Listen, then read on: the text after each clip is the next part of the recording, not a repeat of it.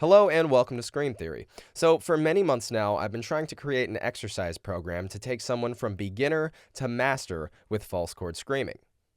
This would have to provide a straightforward set of exercises for somebody to follow, but I also want this to promote the ability to critically think about all the variables involved in false chord screaming, to build your intuition so that you can solve your own problems and think very deeply about what you're trying to actually accomplish. So this is going to be a 4-phase program ranging from beginner to master, and within each phase there's going to be a focus on 6 areas of progression, or what I call 6 domains of false chord screaming. These 6 domains are what I consider to be the most important things we want to focus on in order to reach that mastery level. And understanding these 6 domains is what's going to promote that ability to critically think about false chord screaming so that you can solve your own problems and continue to progress and feel confident that you can learn this on your own. And within each phase, there's going to be milestones you can use to kind of subjectively measure your progress and determine if you're ready to move on to the next phase. Being able to measure our progress, especially our short-term progress, is very important. We can record ourselves now and then record ourselves in a year from now and hear some obvious long-term progression. But being able to measure our short-term progress is important because it's going to help us know if we're progressing on a weekly basis. And it's also going to help fight frustration. Learning any type of metal vocal technique comes with frustration, and trust me, I've been there. You're going to have good days, but you're probably going to have a lot of bad days and even bad weeks. Trust me, this is not easy, and 99% of people are going to sound really bad for a really long time, and it's going to be a while before you even start to sound decent, and probably even longer before you sound really, really good, like your favorite vocalists out there. There is nothing anyone can do or say that will make a beginner instantly sound like they've been practicing this for years. But if you're willing to accept that progress is slow and gradual, and you're willing to put in the work and put in the many hours of practice required, then I promise at some point in the future, you will have a sound that you are proud of. You will sound like an amazing metal vocalist, and you will reach your goal. You just have to trust the process and understand that using your false chords is just something you do now.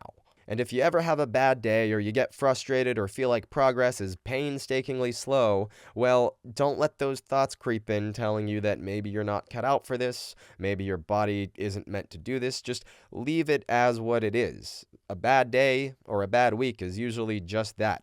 I mean, there's a million things that can go on in our lives, such as stress, lack of sleep, forgetting to hydrate, that can cause those things to happen. Don't let that deter you, and just remember that nothing in life comes easy, especially good vocals. So for the rest of this video, I'm just going to talk about those 6 domains of false chord screaming, and the subsequent videos in this series will go over the phase 1, 2, 3, and 4 exercises. And I highly recommend not skipping this video and going straight to the phase 1 exercises, because understanding these 6 domains, once again to promote that critical thinking element, but will also change the way you think about false chord screaming and how to go about practicing it. So what are these 6 domains of false chord screaming? Well, there's tissue adaptation, coordination, pitch, mouth shape/pronunciation, sensory awareness, and endurance. Let's start with tissue adaptation. So humans have false vocal cords. These are also called the vestibular folds, and they're composed of the vestibular ligaments, which are located slightly above the true vocal cords. They also have thin layers of tissue that wrap and fold around each vestibular ligament. The false chords are designed to allow humans to produce these powerful growling sounds. That is their actual function. It just works too well. Most likely, primitive humans or some ancestor of humans used them to scare away predators and produce scary noises, or maybe even as a primitive form of communication. But the fact of the matter is, false chord screaming is very natural, and it can be performed with no adverse effects on vocal health. The problem is that people go their whole lives without ever using this part of their body, at least not to the extent that we need to be using it at for false chord vocals. And so imagine how a lifetime of not using a part of your body affects that body part. So now we're trying to undo a lifetime of disuse of a vocal structure that most people don't even know they have. And we're trying to relearn how to speak with this vocal structure and eventually develop the same level of coordination that trained singers have over their true chords. And in order for the false chords to produce cool tones that sound really good, they have to be able to vibrate very, very quickly and effortlessly. A beginner's false chords simply will not vibrate fast enough to produce these sounds, and it takes time of stimulating the tissue with movements to promote the ability for them to vibrate faster. As a person uses their false chords regularly, over time they will gradually start to vibrate faster and faster and faster, and you'll eventually start to unlock new sounds and tones that your false chords are able to produce. And for the longest time, I believed that this was due to there being soft tissue restrictions in the false chords. Similar to other ligaments in our body, the false chords are a ligamentous structure, and typically we think of a ligament as a structure that connects a bone to another bone, forming a joint. And if we immobilize a joint, such as my elbow, if I put my elbow in a cast and lock it at 90 degrees and leave it in that cast for a few weeks to a couple months, I remove that cast and suddenly I can barely move my elbow anymore because the ligaments in the joint will get very tight and stiff and restricted.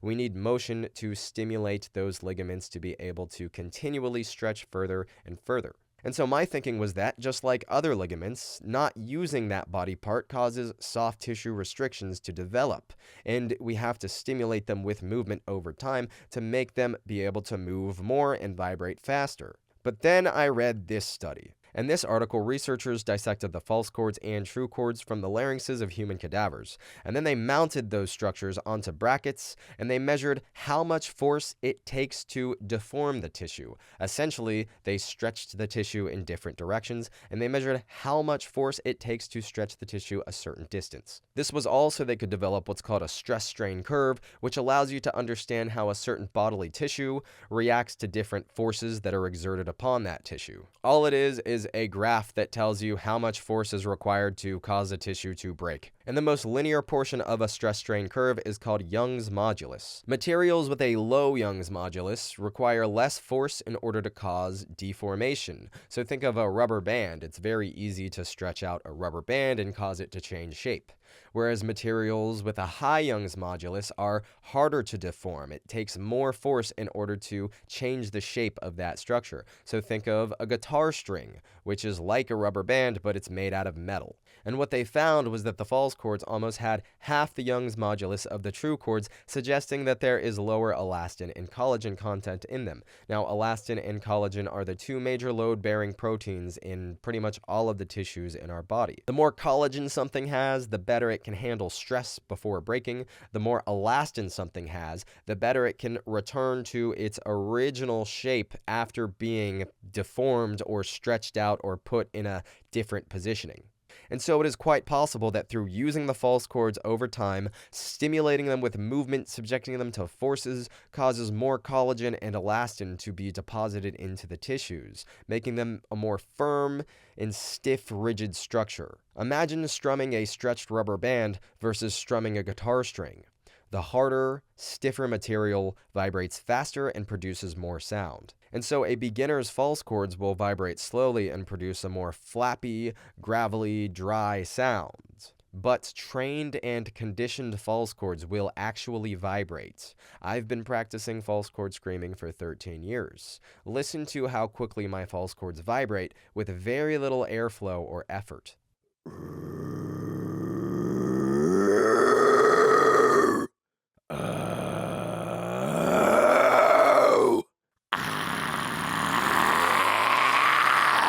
But whatever the reason, we have to consider the tissue adaptations that occur in the false chords as we use them over time. A beginner's false chords simply will not sound good because they will not be able to vibrate fast enough, and it takes using them for a long time to stimulate those changes to occur. Now, some people's false chords may vibrate a little bit faster at baseline, and other people's false chords vibrate a little bit slower when they first start trying to use them. The next domain is coordination. There are many different organ systems and muscles in our body that need to work together in the most optimal way so that we can produce the best sound that we can. I think about it like a kinetic chain that starts in our abdominal muscles and it ends at our lips. We take a big deep breath by contracting the diaphragm.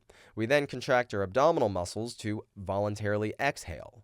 We want to contract our abdominal muscles with just enough force to generate just enough air pressure to produce whatever sound we're trying to produce at whatever volume we're trying to produce it at. That air then travels through the trachea and into the larynx, where it interacts with our vocal cords and our false cords. The intrinsic muscles of the larynx allow us to fine-tune how we're positioning our vocal cords and or our false cords. It takes a lot of practice to learn how to control these very tiny muscles in the larynx. The airflow and sound waves then travel into the upper portion of our throat, the oropharynx, and our mouth, and we can use the way we position our upper throat, our mouth, and even our tongue to influence the acoustics of the sound, similar to how polyphonic singers or overtone singers use their mouth to influence the sounds that they produce while singing. The air and sound waves then travel past the tip of our tongue, through our teeth, and through our lips, and those structures allow us to shape the sounds into words. Coordination develops over time, but in day-to-day practice, when we feel like we're getting close to a certain goal or producing a certain sounds, then we can kind of think about which part of the chain do we need to adjust. Do we need to push more or less air? Do we need to experiment with different positionings in here or up here? Could I pronounce the words differently or even assume a different posture of my lips so the sound exits a little differently? Just thinking about those things in your day-to-day practice will be very useful for overall experimentation. The next domain is pitch. We want to be able to scream at a wide range. Some people are going to have difficulty with getting their lows, and other people with getting their highs. There are general positionings of our larynx and of our mouth and our throat for each pitch. For instance, a high-pitched posture is just kind of a very relaxed, open mouth, kind of tilts your whole chin up. And then the low-pitched positioning is more of an open upper throat area, but a more narrowed, tube-shaped mouth positioning, like we're trying to just funnel everything down into a fine point at our lips. Ooh, ooh. And then it helps to imagine you're trying to shove your tongue back down into your throat. A lot of people like to curl their tongue back like this. And then I like to maintain a tall, erect posture and almost kind of perform a chin tuck. And notice how this already makes my voice a little bit deeper. Ah. Ooh. Ooh. Ooh. Ooh. Ooh. Ooh. Ooh. So with highs, we want to stay very relaxed and just assume that general shape and posture and practice in that positioning for a long time until it starts to sound better and better.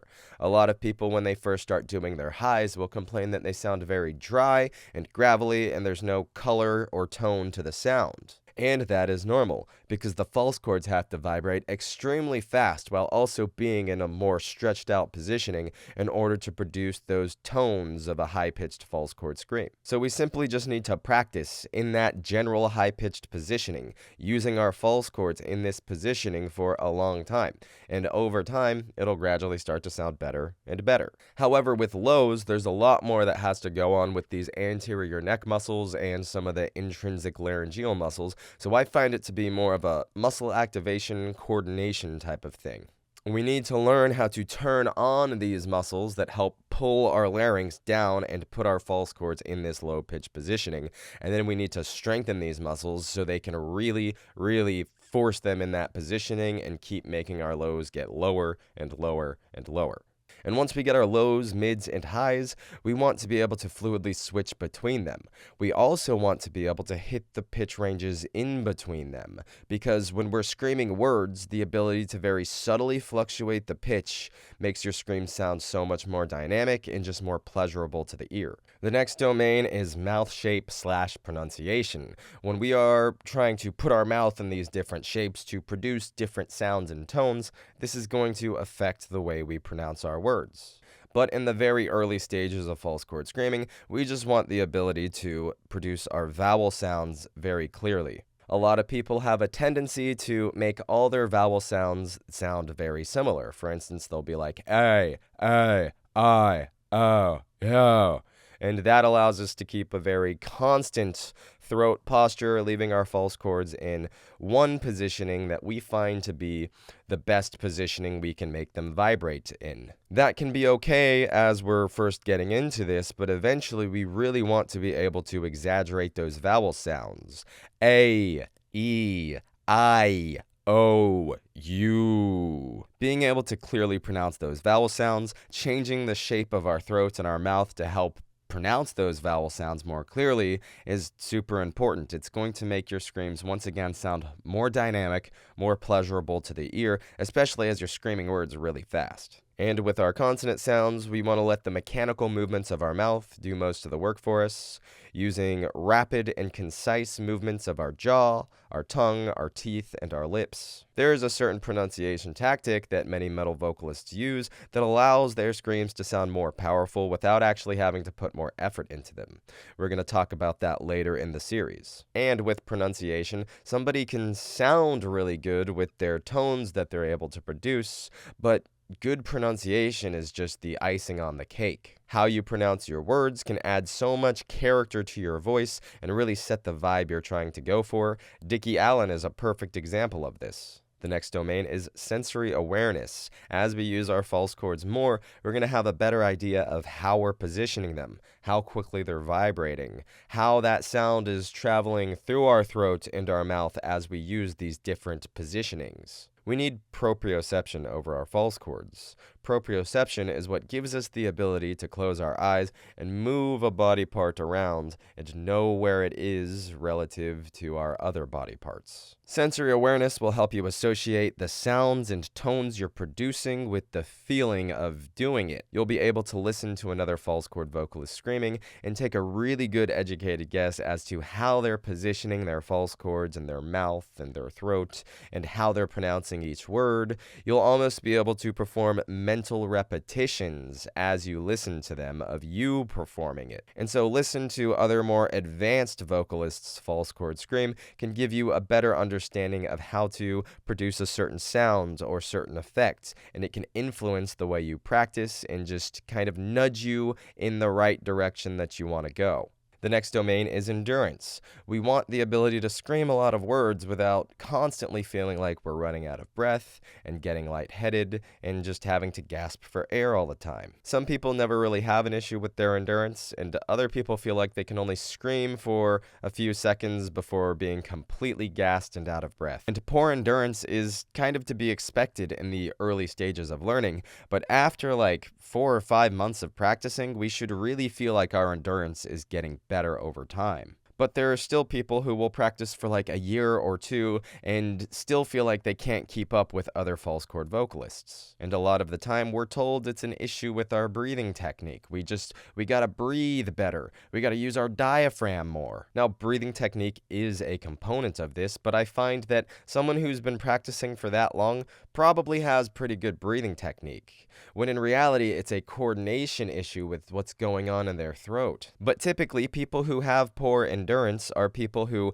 at the very beginning, when they first started, their false chords vibrated slower, and they always felt like they have to push a lot of air just to get them moving. But over time, as the false chords adapt and are able to vibrate faster, we need to be reducing the amount of air we're using and relearning how to position our false chords in our throat to put them in a position where they can vibrate most optimally with less air. Think about it like this. For a given air pressure, there is an optimal positioning of the false chords where they can produce the best sound. Now, if someone has been pushing this much air for the entire time that they've been practicing, they've learned this high flow positioning for their false chords, and giving any less air to scream at a more comfortable level just doesn't work. It doesn't sound as good. Their false chords and their general coordination and positioning has been tuned for high air pressure, and now we need to recalibrate how we're positioning our false chords and relearn the coordination to make them vibrate most optimally